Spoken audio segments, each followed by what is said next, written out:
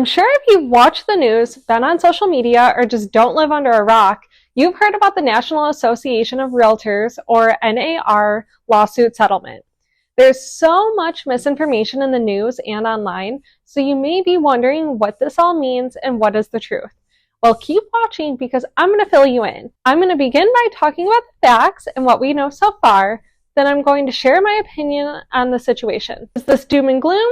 Or can we continue on just as we always have? So first, the facts. All of the information in this section of the video is coming straight from NAR. NAR is being accused of setting standard commissions. While this has never been the case and real estate commissions have always been negotiable, NAR has decided to settle on the lawsuit to protect its members and because it simply cannot afford to continue to fight the lawsuit. There are two main parts to the settlement that everyone is focused on right now. One being that buyer's agency agreements will now be mandatory, and the second being that buyer's agent commission, also known as co-op commission, can no longer be advertised in the MLS. So what does this mean? Buyer's agency agreement is a contract signed between a buyer and their agent laying out the terms of their relationship. It explains how much the buyer's agent gets paid, as well as the duties of the buyer, the agent, and the brokerage, as well as many other details pertaining to the buyer-agent relationship. This agreement protects both the buyer and the agent. What is causing all the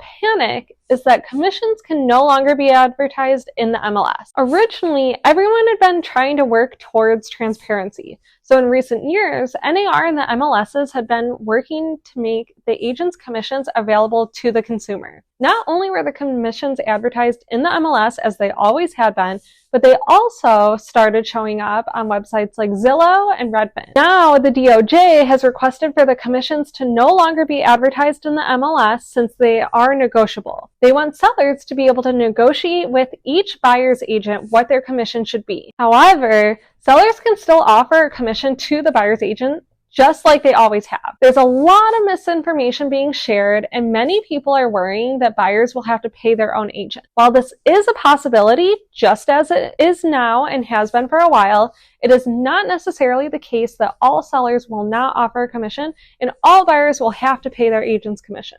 Sellers have been able to offer 0% commission in some states for years. In Illinois, sellers have been able to offer 0% commission since June of 2023. In that 9 months since that change has been made, I've personally only seen it twice. But even prior to that, sellers could offer as low as $1 to the buyer's agent, and I never saw that. Agents will just have to advertise the co-op commission elsewhere. We do not have direct instructions yet on how we will do this, but as it has been shared that agents should be able to post the co-op commission on their personal website. Therefore, buyer's agents will just have to do a little extra work before they can show the home. Worst case scenario, they'd have to call the listing agent to negotiate their commission before showing the property. So overall, the seller will have the option to offer a co-op commission to the buyer's agent or to offer 0% just as they have been able to for a while. If the commission is 0%, the buyer's agent will have to reach out to the listing agent before showing the property to negotiate their commission. If they can't negotiate it up front, they can negotiate it with the buyer's offer. If the seller refuses to pay a co-op commission, then the buyer would be responsible for their agent's commission. If the buyer is responsible, this amount would be added to their closing costs. This increases the amount that they would need to bring to closing. However, they would still have the option to negotiate a closing cost credit on the contract to cover this amount. So now, on to my opinion. I honestly don't think that much will change. I think the buyer agency agreement being mandatory is a good thing. As I mentioned, this agreement protects the buyer and the agent. I've been using them in my business for years, and I've never had a buyer hesitate to sign it.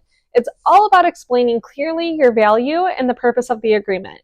By the time you ask the buyer to sign it, they should already know that they want to work with you because you've shown them why they need you.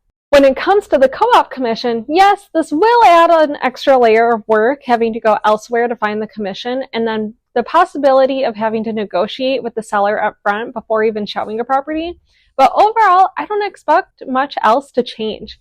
Most sellers see the value in offering a buyer's agent's commission up front.